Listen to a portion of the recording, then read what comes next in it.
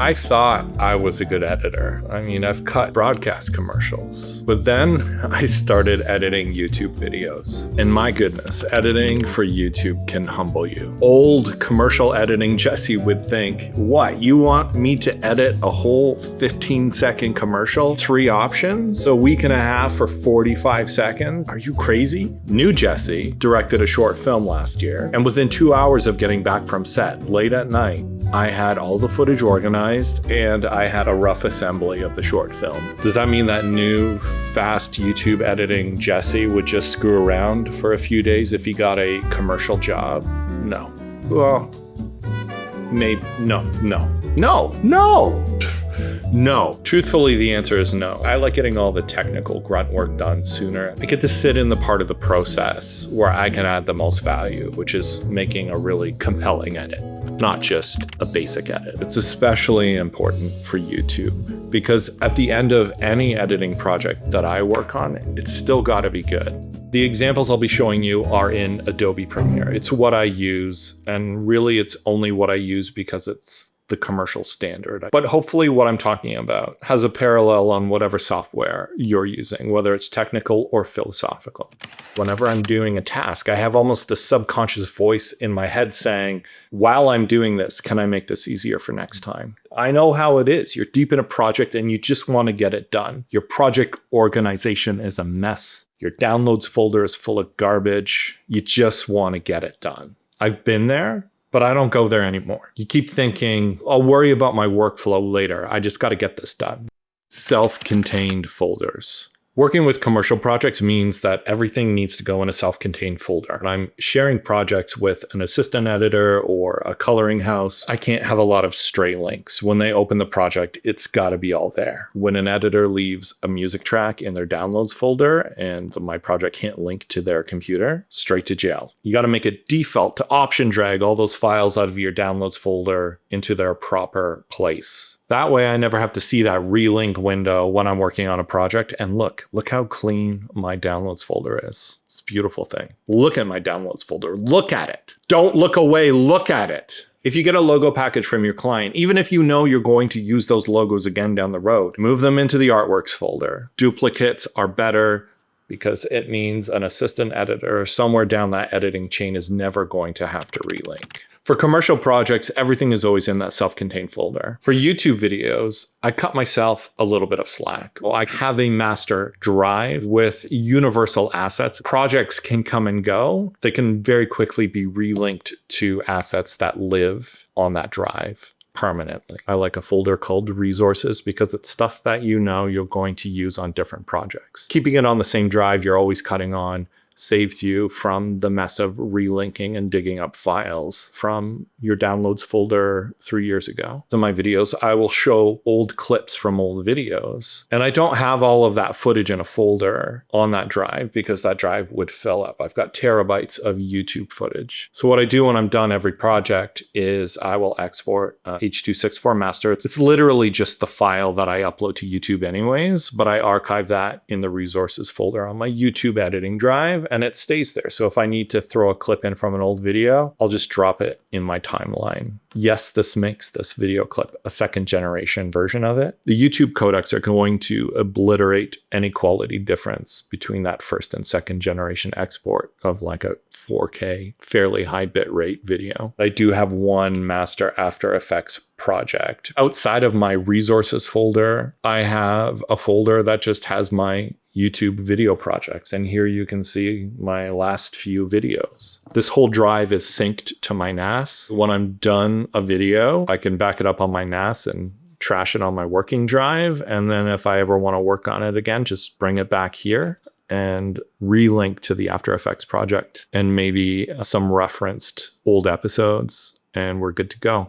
I template all of my videos at the folder level, at the operating system level. I know that Premiere, you can set up templates. I do it all at the base folder level. I'll show you what I have set up for YouTube, but you can set this up for all of your professional projects. If you like a certain workflow or bin structure, if you like starting projects with certain assets already in the project, this is the way to go. If there's a better way to do this, let me know. Here's how it works. I have a folder labeled 000 with pre-built folders, including a pre-made Premiere project. I occasionally go into this file when I've updated Premiere and this file needs to be updated, or if there's an asset that I use a lot that I just want to be in the project the next time I create a YouTube video. Here, we can update it right now since I recently updated Premiere. Let's add the date to the new file so we can keep them straight. I'm a year, month, day fan, so I'm not going to worry about the day because I'm probably not going to update this for a few more months.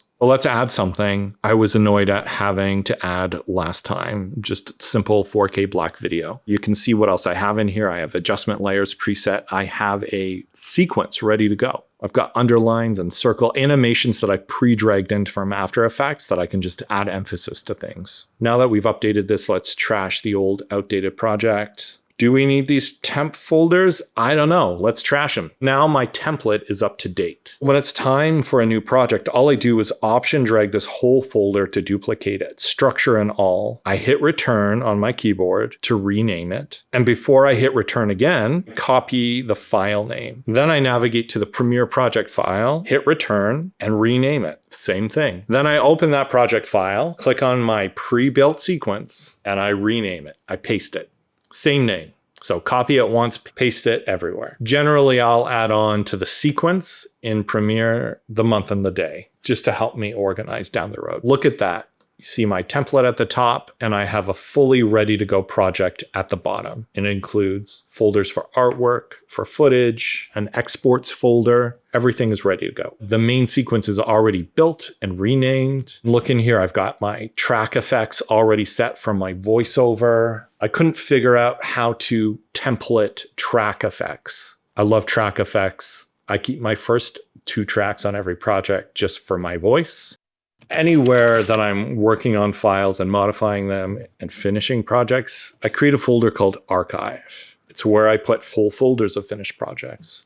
But inside a Premiere project, in my sequences bin, I will always have a folder called Archive. Look here in my sequences bin, I see the main sequence with a date in an archive bin. When I'm picking up the edit on a new day, I duplicate. I move the duplicate with yesterday's date to the archive bin. I rename the main sequence with today's date. Now I can butcher it all I want. I can kill my darlings and try something crazy. So crazy, because I have a backup. There's a reason I don't rename the duplicate with today's date. And it's because I'm stupid. And I always keep working on the old sequence, which I had open, thinking I'm working on the duplicate. Never work on a duplicate sequence. I always work on the same one and make copies of it to throw into the archive. I don't even open it. Keep working on the sequence that's open. And I keep evolving its name. You might think it's messy to have copy 01 at the end of your duplicate, but don't worry about it. That's not worth your time. Throw it in the archive and forget it exists. Just know that it's there for an emergency. Also, I'm not 100% sure, but if you use Frame for client previews, always working on one sequence really helps keep version stacking nice and clear and simple in the app.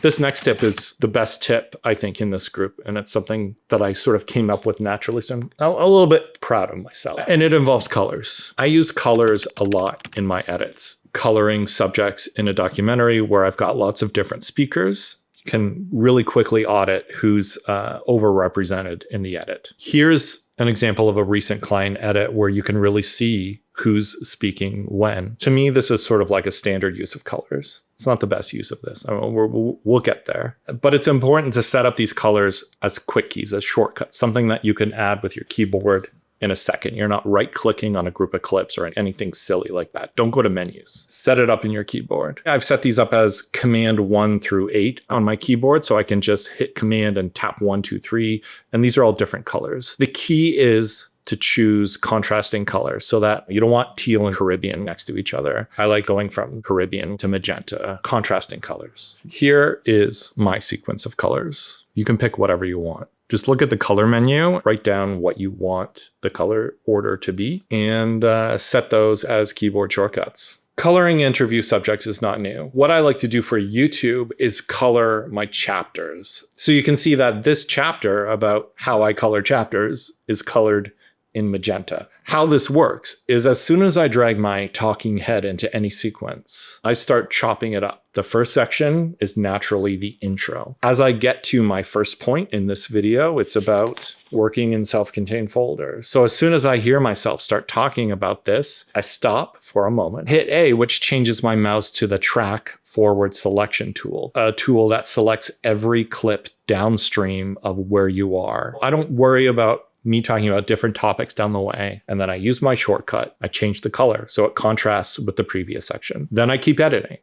Keep chopping through my yapping big head. And when I reach point 2, what was it about? Like project templates, I'll stop, I'll hit A, and I'll select every clip downstream, and I'll change the color again, contrasting color. It's like a multi-person interview, as it lets me look at a bird's eye view of my edit and see that I'm yapping about self-contained folders or whatever section way too much and I need to trim it down. But this is not the best use of this. If you upload content to YouTube, coloring sections as I edit is essentially coloring the chapters I want in YouTube later. Chapter markers in a YouTube video is the difference between someone getting fatigued with what you're talking about presently versus knowing that they can just skip to the next topic. Chapter markers definitely have an impact, especially on longer videos. In Premiere, I've marked all my chapters. So when I make an export, I've uploaded it to YouTube. I can just visually look at my timeline and see where a new section starts and go to the beginning of that first clip. Zoom in on it. I can literally copy the time code and go over to YouTube and just paste it in the description. And I have my timestamp for that section. No more scrubbing through an already uploaded YouTube video to find rough chapter markers. Just copy and paste right from Premiere.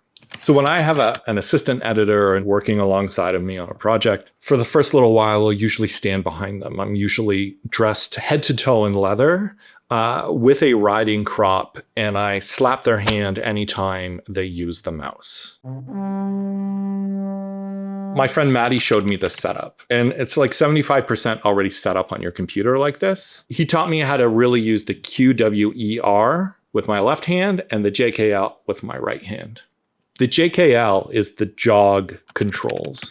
They go back to early analog editing machines. K in the middle being stop. J moves you backwards, and the more you press it, the faster you go backwards. L will make you go backwards less until you keep tapping it and you're going forwards now. They're the jog buttons, and they've been a standard in editing for decades. QWER is special. Q should already be ripple trim previous edit to playhead. This essentially is deleting everything before the playhead in a specific clip.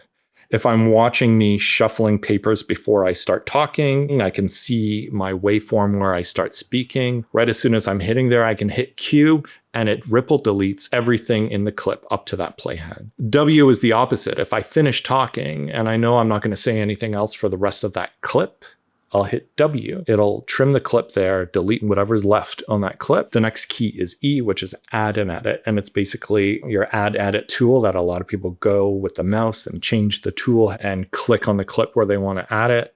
Do it with the keyboard, hit E wherever you are to add and edit. If I'm on a 20-minute long talking head clip, I will add an edit and then see the dead space where I'm not talking, and I can, with the jog wheel, zoom over to where I start speaking again. I'll hit Q to get rid of everything up to that point. I'm constantly adding edits. And then the last one are, I don't know what it is by default, not something I use. Maddie told me to change it to ripple delete, which deletes a clip and shuffles everything down to fill that gap. I recommend QWER. When I'm recording one of these YouTube videos, I'll often try to say things a few times, and it takes me a few takes to spit it out properly. I can barely speak. The only thing to rival these shortcuts is clicking in the transcript to visually be able to see where I've done 4 takes to try to spit a line out. I don't get precious and watch through everything I said. I'll just jump to the 4th time. The philosophy of all of this is getting through the rushes and the selects and the rough cut and rough assembly to where you can actually move to a fine cut. Do global tweaks first. Sometimes when I'm talking, I like to pop into my glorious face for emphasis. The first level way to do that would be to resize it. That's first level. Second level would be resizing it, but also positioning it down a little bit because it's easier on your viewer if they don't have to adjust their eyes to find your eyes again when you pop in. If you keep the eyes generally in the same place, the edit becomes almost invisible. So that's the second level. The third level, the transcendent level, new transcendent Jesse, before he does any edits or anything to a clip, do global settings first. Adjust your anchor point as soon as you drag that clip into the timeline, do any resizes there. And that way, as you edit, they will be carried through to all of those individual clips that you create out of that long clip. Why do you move the anchor point? The anchor point becomes the origin of how a frame resizes. So instead of just like default resizing from the center of the frame, I've now said, really, I want the origin point to be right in between my eyes. And what that does is as you change the scale on individual clips down the line, the eye line stays the same. And all you have to do is scale. You don't have to reposition. It basically cuts that task in half. Hopefully you picked up a tip here. Let me know what I missed. Again, I'm a self-taught editor. I've picked up things from people I've worked with over the years, asked them probably way too many questions, picked up a lot of stuff on YouTube. I love having my process roasted. So let me know what you think, because all I care about is efficiency, getting to a creative place sooner. Like I've said in recent newsletters, make sure what you're learning, your workflow, the tools that you use are in service of creative ideas. Creative projects keep you from getting obsessed with specs and tools and software. The gear and the specs are the refuge of the uncreative. Just focus on doing good work and ask yourself, how can I do good work faster on the next one? The viewer doesn't know what software you used or what shortcuts you set up to edit a project. They just know how your creative choices made them feel. Spend more time there.